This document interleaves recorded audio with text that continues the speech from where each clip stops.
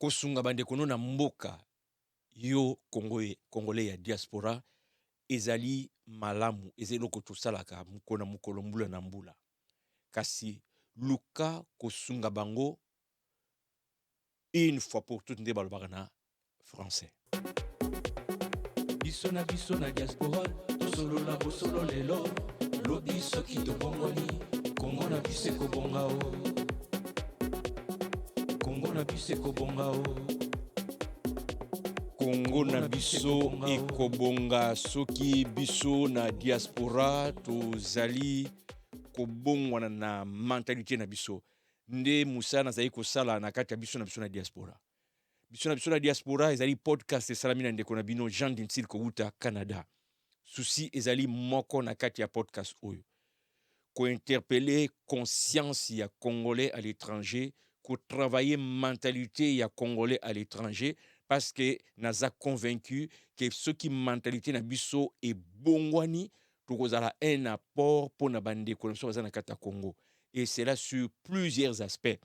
Na mingi na kolobela awa na kati ya ba émission ya biso na diaspora nazana elikia ke yom tozali koyokanga okoyokanga na lito ya kososola parce que mbala mingi tolingaka mingi ba distraction biloko ko sekisa biloko biloko ya passe temps nde to sepelaka na yango soki oye na biso na diaspora na sengi na yo ozana lito ya koyoka so ozali na impatience ya kosilisa tina suka yokaka ata seconde par seconde oyoki seconde okati keno sala makamno nini kosala ozongi lisusu oyoki seconde parce que ba mususu balingi mingi kova na TikTok parce que c'est loko ya vite fait mais mingi na TikTok wana okomona te makambo ya bozindo ndeko na ngai bomoi eza kokima mbangu soko ozali kolekisaka tangu na makambo ezangi bozindo okoleka à côté ya vie na yo osali eloko malonga ti na biso na diaspora nazali komema biloko ya bozindo parce que biloko wana bozindo yango nde quotidien na ngai yango nde sungaka ngai kobanda bomwana na ngai ti lelo nakomi tata ya bana misatu oyo bakoli pe nazali ko communiquer bango cette mentalité ya bozindo po ete vie na bango eza na sens ya kibomoto ezala kinyama te naza na conscience nga nzambe asala ngai po Biblia etangisinga ke nzambe asanga na elili na ye nzambe aza sérieux nzambe aza mutu ya entre guillemets ya makambo minene makambo kitoko ote na nature mondenga sala eza ya kokamwisa lokola nga asala nga na elili na ye apesa ngai pe makoki na mwa bomoi na nga na mabele ya kosala makambo pe ya minene oyo ezali kolakisa bonene na ye mais mpona kosala makambo wana mutu na ngai nde place esengeli musala esalema yango tina ya biso na diaspora biso na diaspora ezali ko viser mutu ya congolais na libanda ya Congo lelo nalingi tosola na likambu ya kosunga bandeko na biso na Congo toyebi yango biso nyonso tovandi na mikili ya poto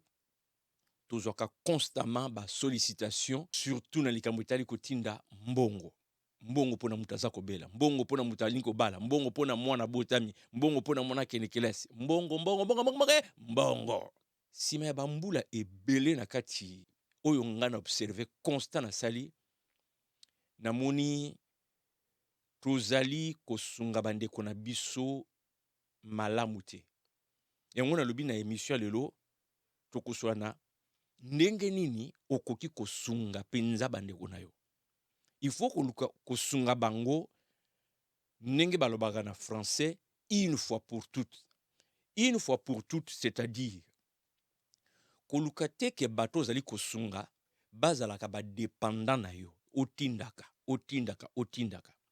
kosunga ya malamu il faut ozala na perspective ya kokomisa mutu wana azala autonome ndenge balobaka na français ayeba ye moko koluka lipa na ye eni koloba te ke soki lelo osungi ye na mbongo okoki lisusu te okosungi na mbongo ce n'est pas vraiment ça mais c'est de briser la mentalité ya dépendance parce que mentalité wana ya dépendance ezali koboma congolais eza kokomisa ye esclave de génération à génération leo toza kokamwa ndenge nini ba étranger bavandi na mboka na biso mais parce que bakuti mentalité ya dépendance soki tolingi koloba bosolo te lelo nazwi courage ya koloba bosolo. Mentalité ya dépendance nde kosala ke mutu awuti libanda ya akonzi yo.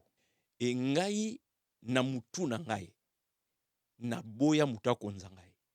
Pe na bunda na ke bana na nga mutu akonza bango te.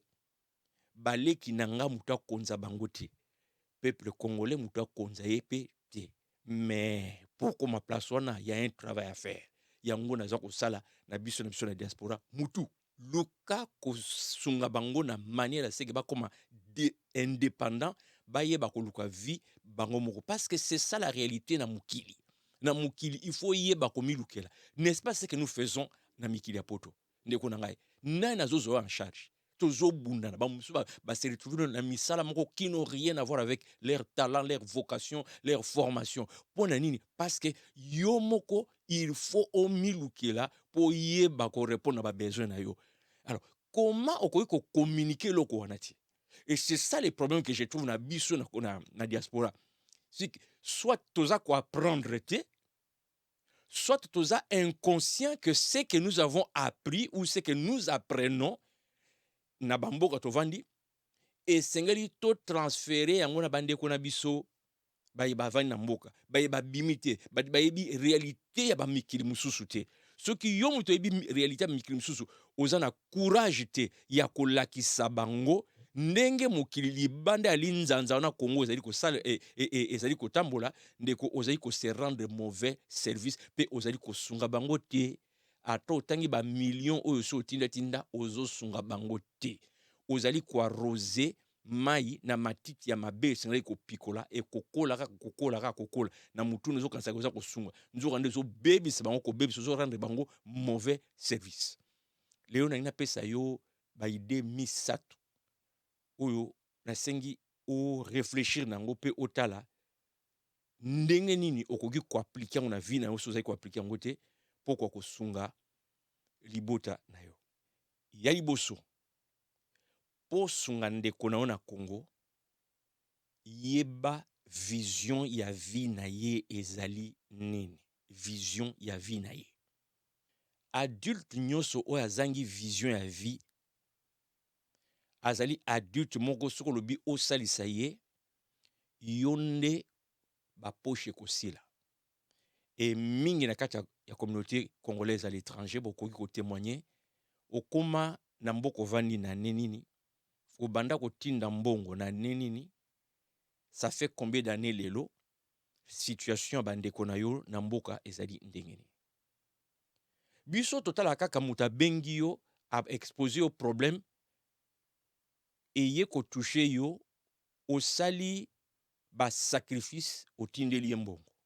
Lobi lisusu aye au sali ba sacrifice au tindeli mbongo. Oko continuer bondeko nanga ti tu ne fais que perdre l'argent. Yeba vision ya mutu wana. Na yebi que mon vision to le belakango te na ebite sona kolba na coutume na biso.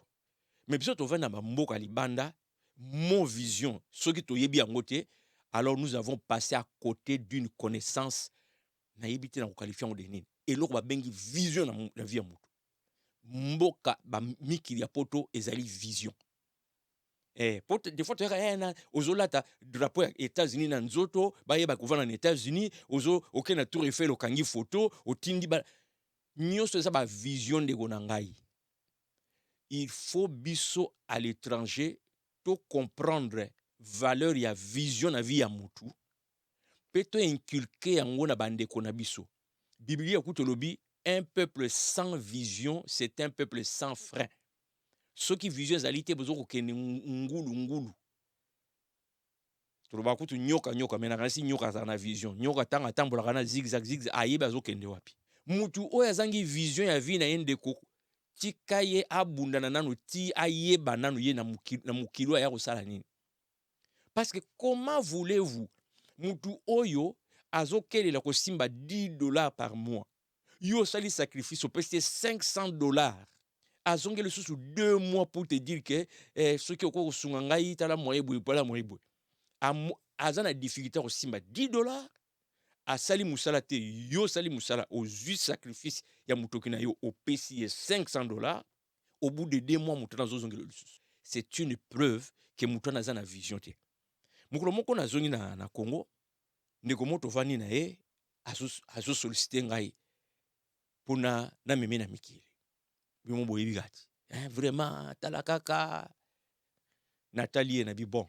Ongoke na poto ongoke sani. Na poto na ngo sani. C'est une question à laquelle il s'attendait pas.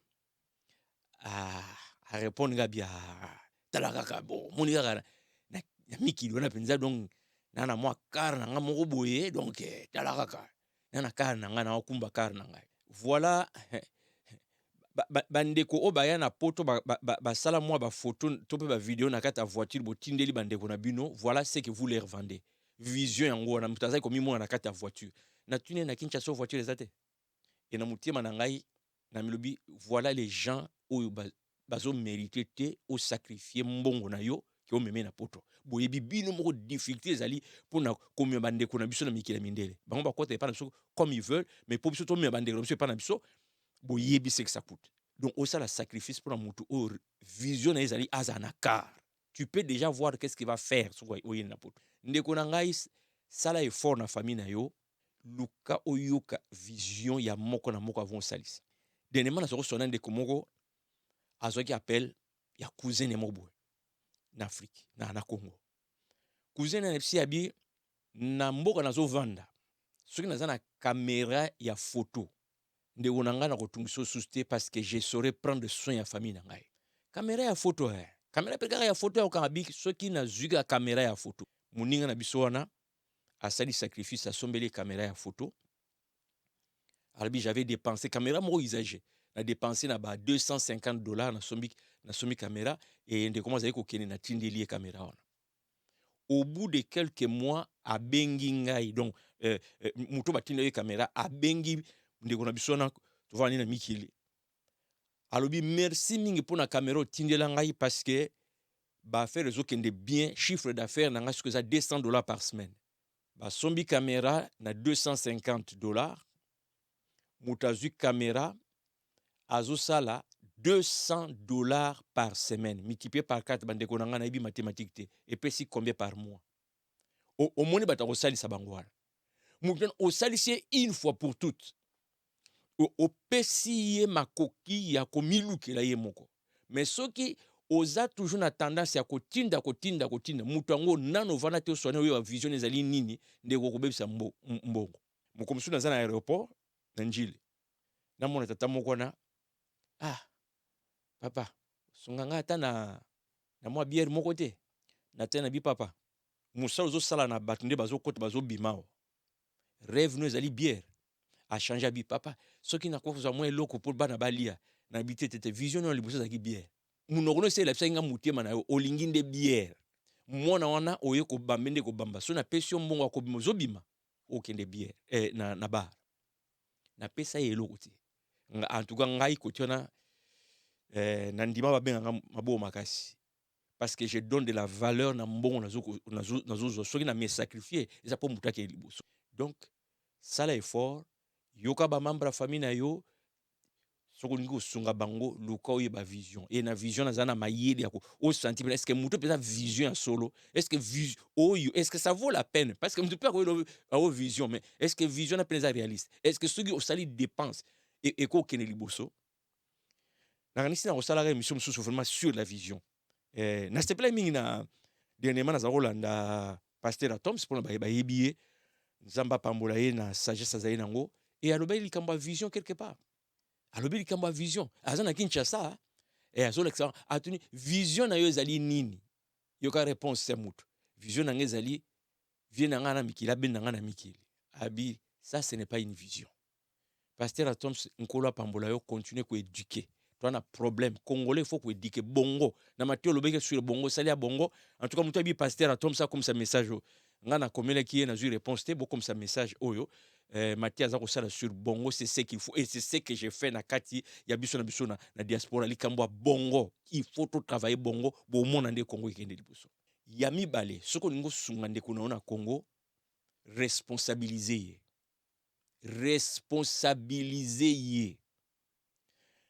Tala sacrifice na sali ya 500 yangoyo. Bundana na 500 wana obanda komizwela en charge kokanisa te ke lobi nga na kozala susu wana mpona sala basacrifice. Réfléchir bien na ndenge nini utiliser mbongo wana po démarrer na vie na yo okende liboso. Zala na courage à ko-responsabiliser. Nga kota na sakana te.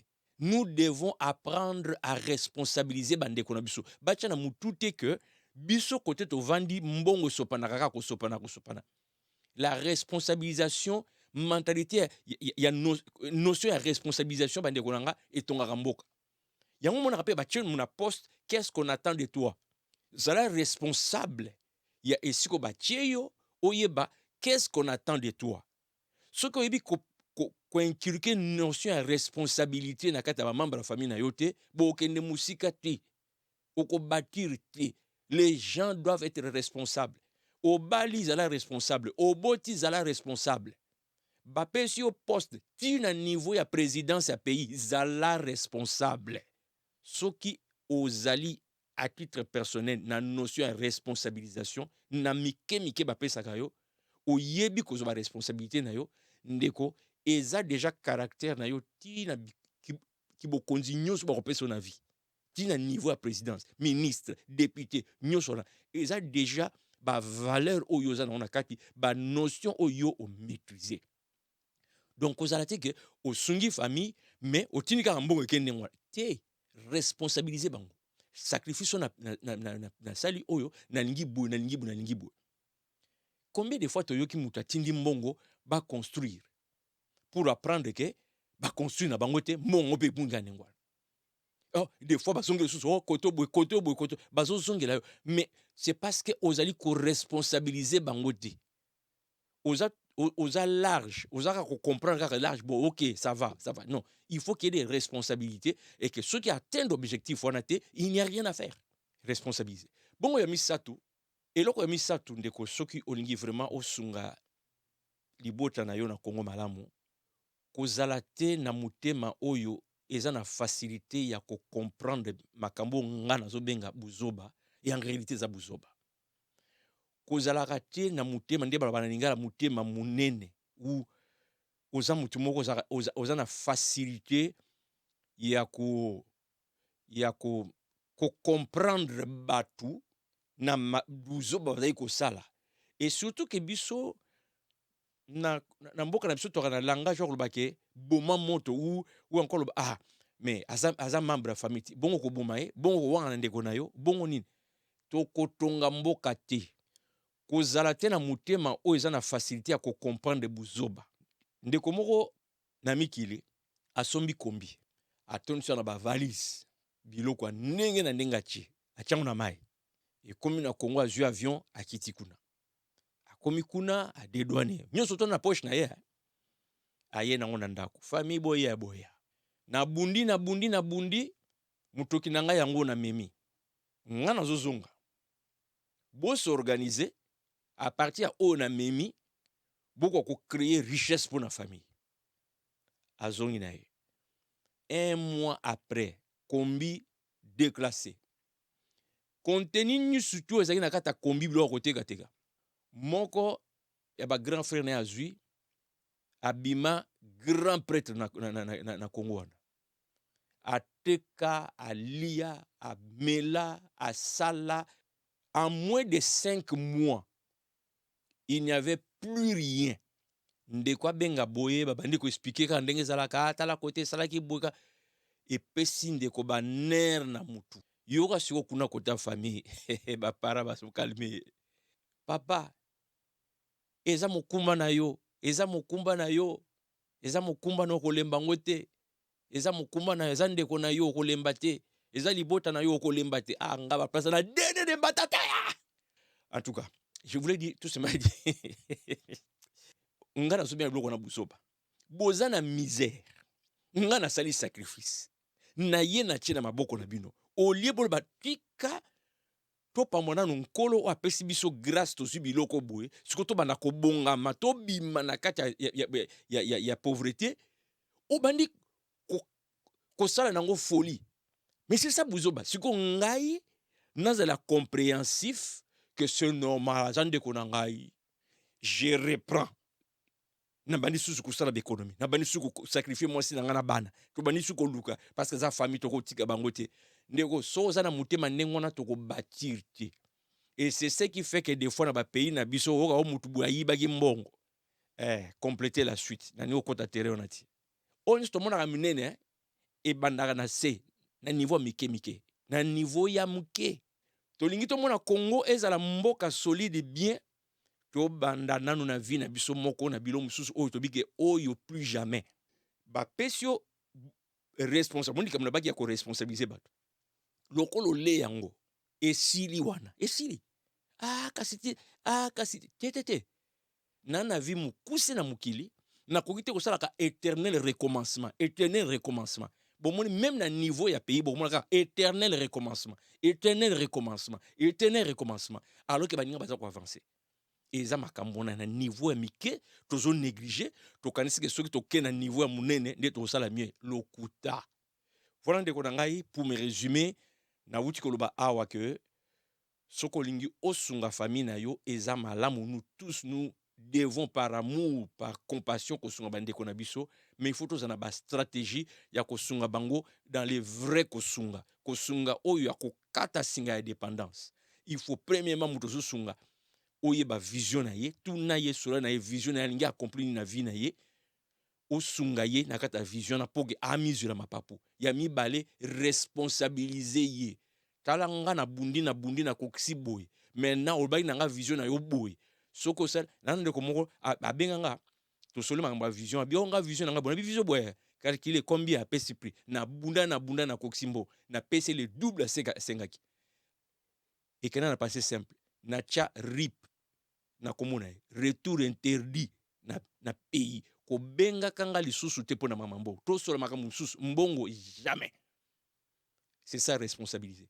Et bongo ya misatu il faut pas ozalaka mutema pete vers buzoba osali sacrifice bimisi mutoki mutu ale yango azongi pa na bongo nini eza famille to osala ngani et puis pour comprendre bon eza famille na sani non est-ce que makambo bi eza na nzela soki eza na nzela te commenter pesanga position na yo kabola mema ba nuance soki eza na nzela commenter pe bakisa oyo nga na lobité mais surtout kabola yango partager pour ekende kusunga bato mususu oyebi likamwa malamu soko garder yango kaka pona yo bato mususu bakoyeba yango te soko lingi Congo na biso bonga soki makamna lobi moni za na nzela e ko sunga congolais ozana ba congolais belé na raison oyebi partager yango e ko coûter rien pese kaka na partage et keyi nango nde tokutani na mbala ya sima